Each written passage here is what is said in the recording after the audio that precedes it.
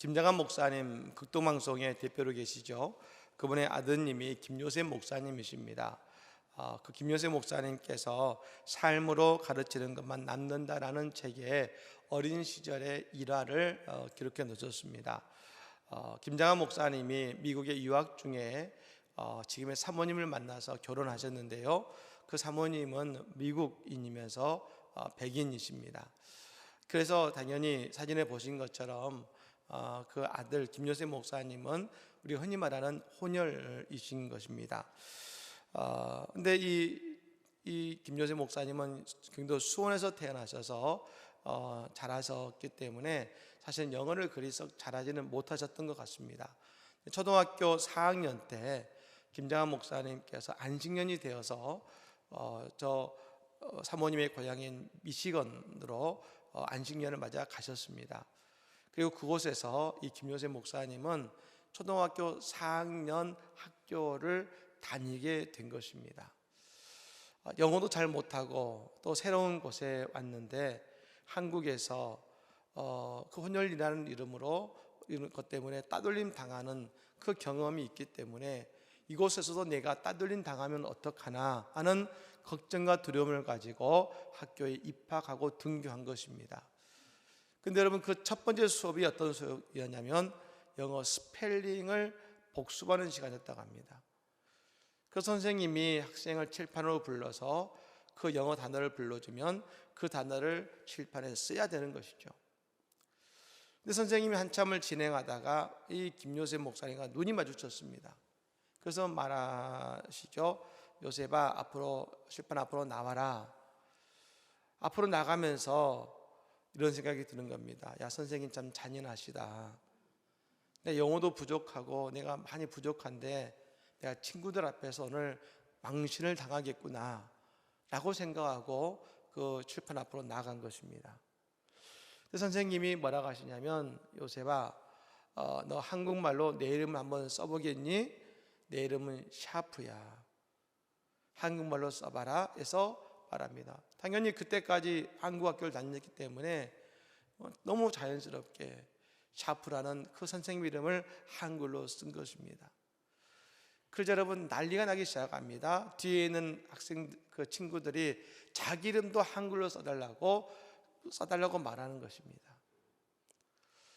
이 한글을 쓰고 이 자료로 들어간 이후에 선생님이 그 학생들에게 말합니다. 요셉이 아버지는 한국에서 선교사님으로 수고하시는 분이신데 그래서 한국에서 한국말을 배워서 한국말을 아주 유창하게 잘한단다. 너희가 외국 나라에 대사로 가야 되거나 선교사로 가려면 외국어를 잘해야 돼. 너희도 요셉이처럼 외국어를 잘해서 하나님께 쓰임받는 사람이 되어라 라고 이야기한 것입니다. 그때 김요셉 목사님은 그런 말씀을 하시죠. 선생님은 영어 못하는 파란 눈을 가진 아이가 될 뻔한 저를 한국어, 즉 외국어 잘하는 아이로 그날 만들어 주셨습니다. 여러분, 얼마나 그때 어린 아이의 자존감이 높아졌을까요? 그 다른 아이들이 야, 너는 한국어도 잘하는 특별한 아이구나 라는 그 이야기를 들을 때 얼마나 그 마음에 기쁨이 있을까요? 이 세상은, 그리고 나 자신은 늘 우리의 부족함만을 보고 부족함만을 이야기합니다. 하지만 우리 하나님은 지금도 우리의 강점을 높여주시고 오늘 우리에게 너는 대단한 아이야 라고 우리에게 말씀해주고 계시는 것입니다. 오늘 그렇게 우리를 인정하시고 우리를 높여주시는 그 하나님의 은혜를 경험하며 주께 예배드리는 오늘 이 시간이 다 되시기를 예수님으로 간절히 축복합니다. 우리가 신앙생활하면서 가장 힘든 때는 언제일까요? 물론 우리가 견디기 힘든 고난과 어려움을 당할 때도 우리가 참 힘듭니다만, 그러나 아마 우리에게 가장 힘든 때는 우리가 기도하지만 내가 응답받지 못한다고 느낄 때가 가장 힘든 시간일 것입니다. 하나님께 기도하며 하나님께 의지하고 있는데 하나님이 내 기도에 응답하지 않으신 것 같은 때입니다. 하나님이 내 기도에 침묵하시는 것 같은 그때에 우리는 가장 힘들어할 수밖에 없는 것 같습니다. 그것은 우리뿐 아니라 성경에 보면 하나님은 때때로 우리가 보기에 무관심해 보일 때가 있으십니다. 아브라함이 75세의 나이에 하나님은 그를 부르셨습니다. 그리고 본토 친척 아비의 집을 떠나서 내가 지시할 땅에 가면 내가 너의 자손을 하늘의 별과 같이 많게 하고 너의 자손 가운데 메시아를 보낼 것이라고 하는 하나님의 약속의 말씀을 주셨습니다. 아브라함이 오직 한 가지 그 약속의 말씀을 붙들고 가나안으로 간 것입니다. 근데 여러분, 그 이후로 아브라함이 86세가 될 때까지 하나님은 침묵하시고 아들을 주시지 않으십니다. 그러자 아브라함과 하와가 생각합니다. 하나님이 우리의 기도에 또 우리에게 말씀하지 않으시고 기도에 응답하지 않으시니 우리가 저 애굽의 몸종인 하갈을 통해 자녀를 낳음으로 하나님의 뜻을 이루어드립시다 하고 그들 하갈과 아브라함 사이에 이스마엘이 태어나게 된 것입니다. 여러분, 바로 이 말씀이 창세기 16장입니다. 우리가 아는 것처럼 하나님은 너에게 난 자손이 하사라를 통해 난 자손이 너의 진정한 이 자녀가 될 것이다 말씀하셨지 않습니까? 그리고 곧바로 17장의 말씀에 보면 아브라함은 99세의 나이의 이야기가 진행이 되는 것이죠. 하나님은 그때까지 침묵하셨습니다. 아들을 주시지 않으셨습니다. 그래서 여러분, 99세의 천사가 아브라함의 집을 방문했을 때 천사가 말합니다. 하나님이 내년 이맘때에 이 집안에 아들을 주실 겁니다 라고 하셨을 때 사라가 웃었습니다. 왜요? 하나님이 25년간 아무런 응답이 없으셨거든요. 여러분, 이 창세기 17장에 그 1절 말씀이 이렇게 시작합니다. 아브라함이 99세 때라고 시작합니다. 왜 굳이 나이 99세라는 나이를 강조했을까요? 아마도 이때가 아브라함에게는 가장 큰 절망과 고비였다는 생각이 드는 것이죠. 이제 자녀의 소망은 끊어졌어 라고 하는 절망의 시간인 것입니다. 한국인의 특징이 있습니다. 빨리빨리입니다. 지금 제4차 산업혁명 시대가 지나가고 지금 또 챗 GPT라고 하는 것 때문에 지금 전 세계가 들썩이고 있습니다만 인공지능의 이야기죠. 또 우리가 코로나 팬데믹을 지나면서 우리 한국이 세계적으로 이름을 떨쳤습니다. 이유가 뭐냐면 한국의 빨리빨리의 그 습관이 이 어려움과 이 변화에 빨리 대응하는 모습이 세계적으로 큰 인상을 주었습니다. 그런데 여러분, 이 빨리빨리가 우리의 신앙생활에 걸림돌이 되기도 합니다. 왜요? 우리가 하나님께 기도했는데 빨리 응답받지 않으면, 내게 빨리 그 응답이 오지 않으면 우리는 견디지 못합니다. 그리고 하나님이 내 기도를 들어주지 않아 라고 생각하고 포기합니다. 하지만 우리는 이 한 가지를 명심해야 됩니다. 하나님은 우리에게 은혜 주시기를 원하고 하나님 우리에게 응답 주시기를 원하시는 하나님이심을 믿으시기를 바랍니다. 근데 여러분, 진정한 응답이 뭡니까? 하나님이 우리에게 그 응답하셨을 때 그것이 우리의 인생의 축복이 되는 것이 하나님의 진정한 응답이라는 것입니다. 여러분, 왜 하나님이 100세의 나이에 아브라함에게 이삭을 주신 걸까요? 하나님은 아브라함에게 그냥 아들을 주시는 게 목적이 아닙니다. 하나님이 아브라함에게 아들 주시는 것은 너무나 쉬운 일인데 아들 주시는 것이 목적이 아닙니다. 하나님께서는 아브라함이 믿음의 조상이 되는 것이 하나님의 뜻이요 마음이시라는 것입니다. 여러분, 그러므로 믿음의 조상이 되기 위해서는 그 이삭을 믿음으로 양육할 수 있어야 되지 않겠습니까? 예, 하나님은 그 아들 이삭을 믿음으로 양육할 수 있는 영적인 아버지가, 이 아브라함이 영적인 아버지가 되게 하는 것이 먼저이셨던 것입니다. 그리고 그 영적인 아버지의 사명을 감당할 수 있을 때 아들 이삭을 주셔서 그 이삭을 하나님의 영적인 후사가 되게 하신 거라는 것입니다. 하나님에게는 그 시간이 필요하셨던 것이죠. 오늘 본문에 여러분 가나안 여인의 이야기도 마찬가지입니다. 이 가나안 여인은 다른 복음서에 보면 수로보니게 여인이라고 말하고 있습니다만, 이 여인을 예수님께서 두롯 지방에서 만나셨습니다. 그리고 예수님께서는 이 여인에게 이렇게 말씀하시죠. 여자야, 내 믿음이 크도다. 한번 따라해 볼까요? 여자야, 내 믿음이 크도다.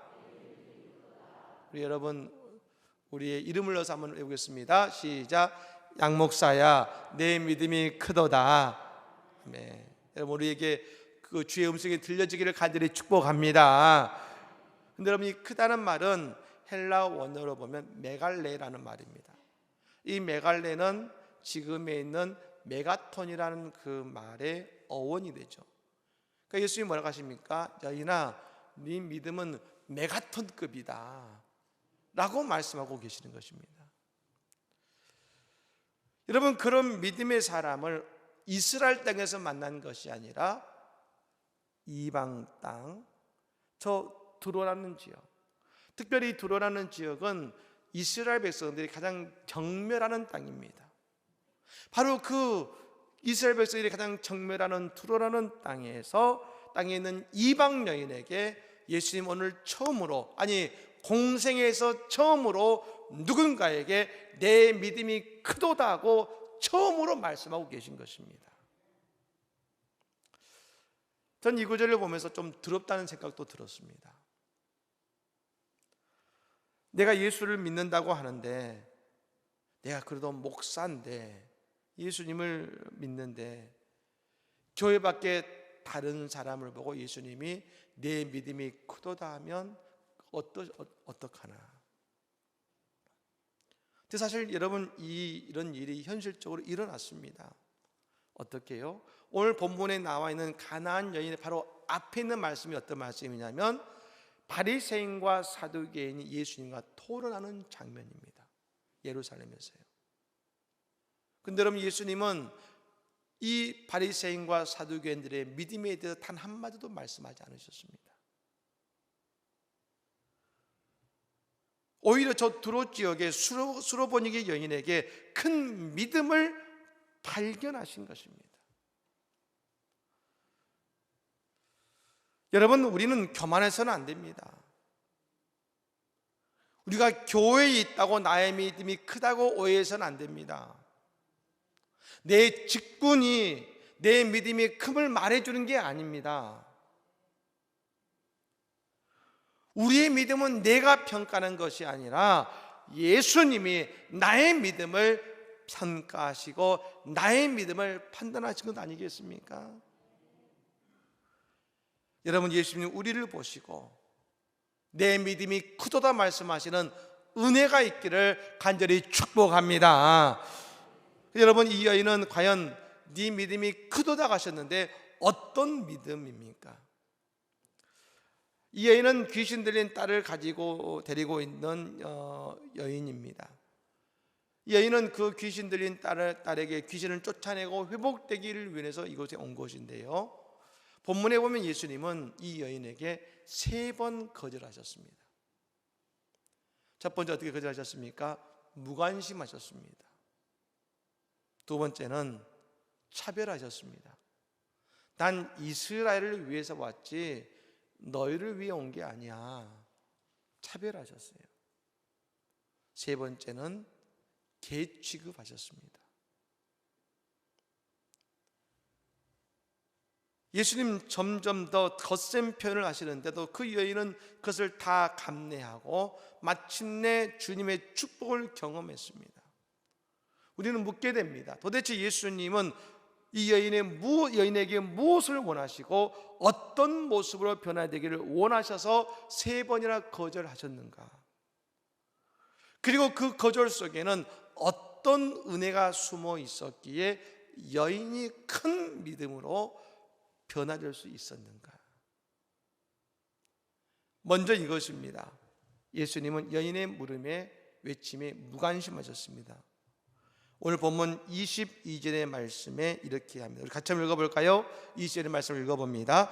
가나안 여자 하나가 그 지경에서 나와서 소리질러 이르되 주 다윗의 자손이여 나를 불쌍히 여기소서 내 딸이 흉악하게 귀신 들렸나이다 하되 아멘. 주 다윗의 자손이여 나를 불쌍히 여기소서 내 딸이 흉악한 귀신 들렸나이다 라고 예수님께 부르짖어 외쳤습니다. 그래서 여러분 23절에 뭡니까? 한 말씀도 대답하지 아니하시고나 계셨습니다. 평소와 다른 모습이시죠.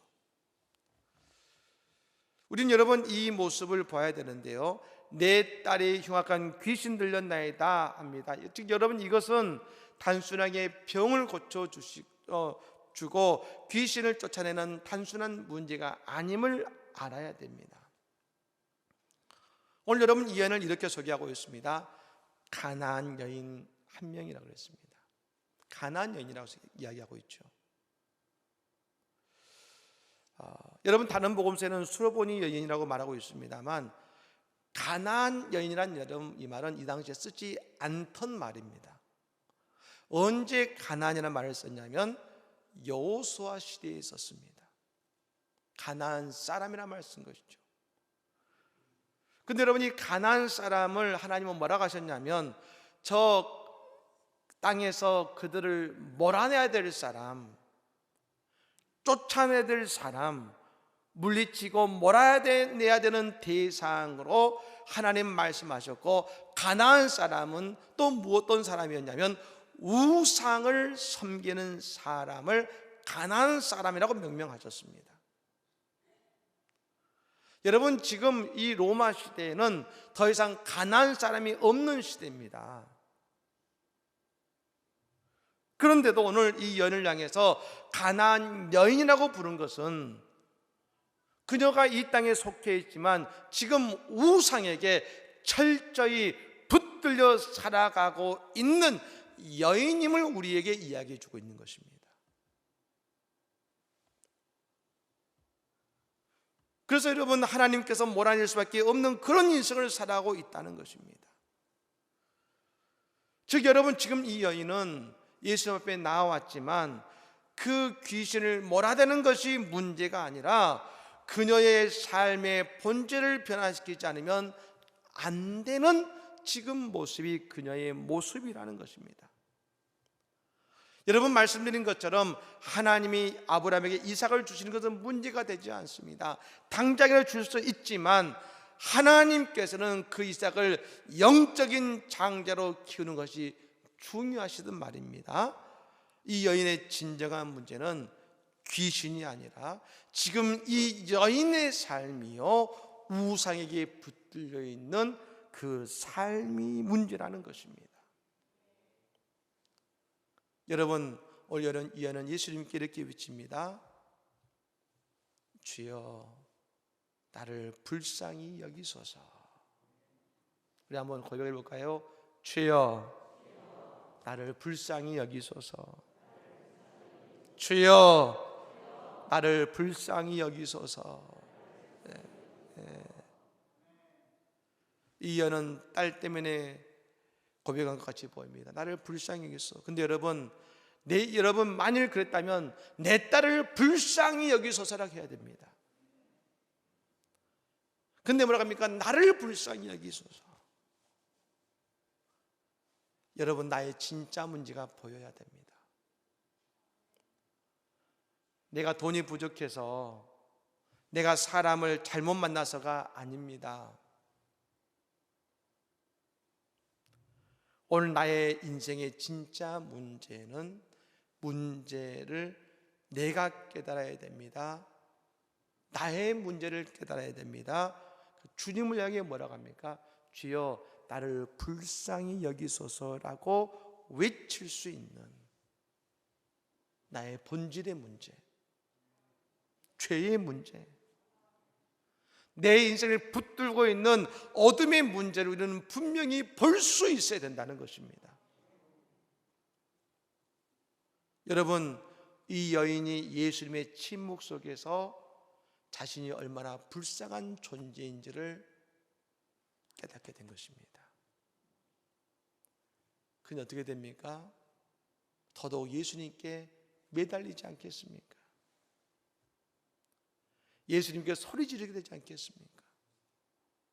여러분, 오늘 이 아침에 주여 나를 불쌍히 여기소서라고 고백하며 오늘 나의 인생의 본 모습을 보고 깨닫는 눈이 열려지는 아침이 되시기를 바랍니다. 두 번째는 뭡니까? 이 여인의 애타는 간구의 제자들이 예수님께 오히려 요청했습니다. 예수님, 이 여인의 소리를 듣고 계시잖아요. 빨리 낫게 해서 보내버립시다.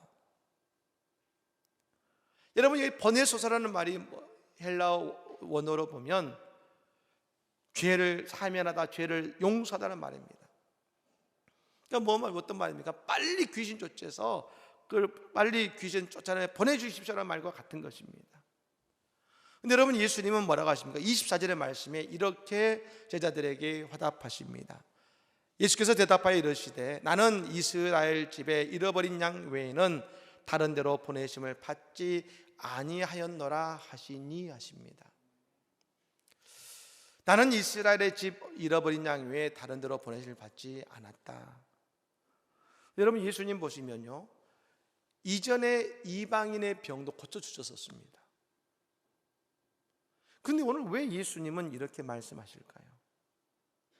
분명 우리 예수님은 국률하신 예수님이신데 왜 그렇게 말씀하실까요? 오늘 여러분, 이 여인의 문제는 진정한 영적 회복이 있어야 하기 때문에 그런 것입니다. 예수님께서 비유로 하신 말씀이 있습니다. 한 귀신이 어떤 사람의 마음에서 나갔습니다. 다시 들어와 봤더니 그 마음의 집이 깨끗하게 청소가 되어 있었습니다. 그래서 다시 나가서 7 마귀를 데리고 돌아왔다고 예수님의 비유로 말씀하신 적이 있으십니다. 그냥 고쳐주는 것이 문제가 아닙니다. 하나님을 바로 알고 하나님으로 그 영혼을 채워야 되는 것입니다.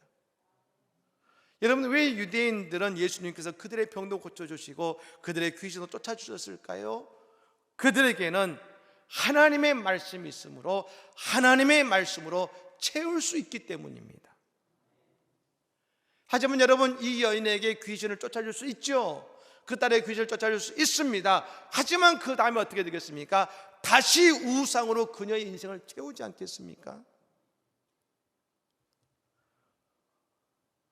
오늘 여러분, 우리도 우리의 인생을 보면, 삶의 문제를 보면 늘 같은 문제가 반복됩니다.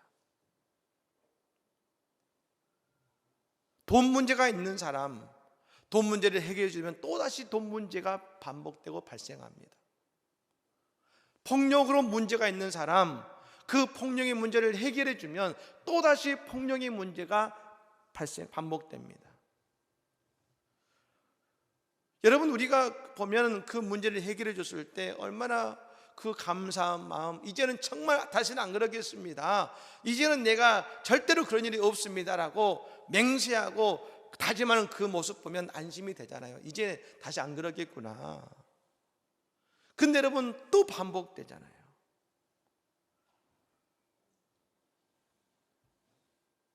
반복됩니다. 왜냐하면 그 마음을 해결하면서 깨끗하게 그 마음을 비웠는데, 그런데 그 안에 예수로 말씀으로 채워넣지 않으면 우리는 내 인생의 문제를 또다시 반복하고 인생의 문제로 나를 채울 수밖에 없는 것입니다.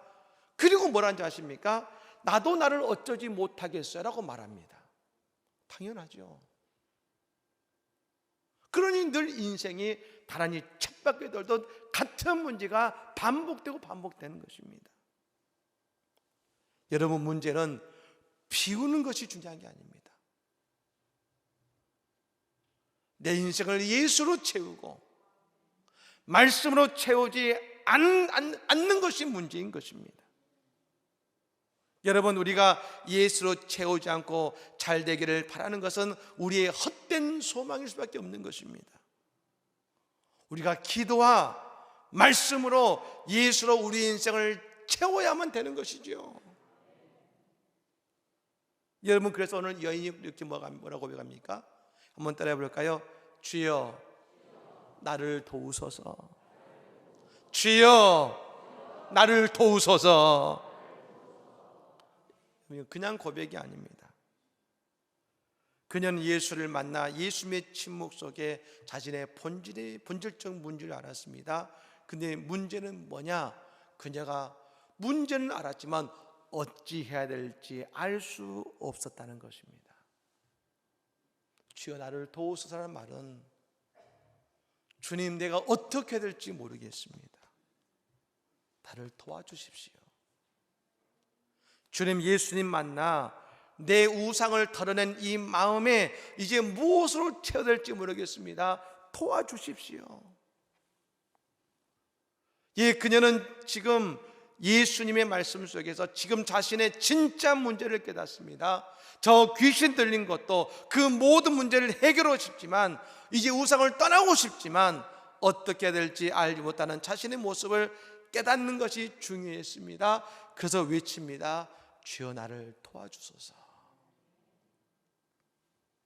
여러분, 오늘 우리가 주님을 향하여 외치는 자가 될 때, 주여 나를 도와주소서라고 외치는 자가 될 때, 오늘 주님이 우리의 인생에 예수로 채우시며 예수의 은혜로 우리를 도우실 줄로 믿습니다. 마지막으로 여러분, 예수는 뭐라고 대답하십니까? 26절 말씀에 대답하십니다. 대답하여 이르시되 자녀의 떡을 취하여 개들에게 던짐이 마땅하지 아니하니라. 여인을 개 취급하시는 말씀하십니다. 근데 여러분, 이 말씀은 유대인들이 그들을 향해 생각하는 생각의 모습인 것입니다. 유대인들이 이렇게 이방인들을 취급했습니다. 근데 여러분, 이 예수의 말씀에 여인은 놀라운 대답을 합니다. 한번 따라해 보실까요? 주여 올소이다. 너무나 대단한 고백이죠. 뭘 뜻합니까? 자신의 현 주소를 인정하는 겁니다. 나 죄인 맞습니다. 나는 저 짐승과 같은 삶을 지금까지 살아왔습니다. 예수님, 주님 올소이다. 이 여인의 실존적 고백인 것입니다. 그렇습니다. 우리의 회복은 지금 나 자신의 연약한 모습을 인정하는 데서 시작이 되는 것입니다. 가정에 여러분, 모든 마음의 병이 있지 않습니까? 내 마음의 병의 회복은 내가 마음에 병 들었다는 것을 인정하는 데서 그 병이 회복과 치유가 시작되는 겁니다.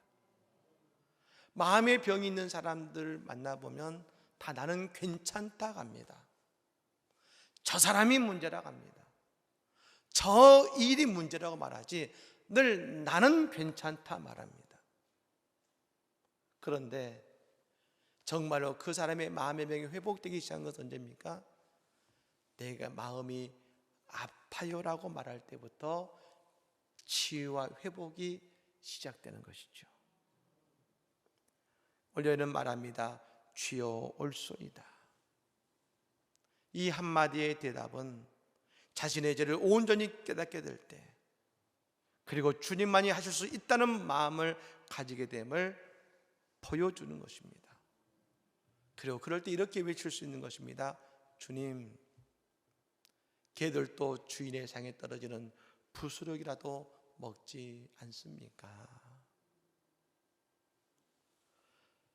이 여인은 지금 그것이 크고 작은 게 중요한 게 아닙니다. 오직 예수님의 것으로 채우기를 원하고 있는 것입니다.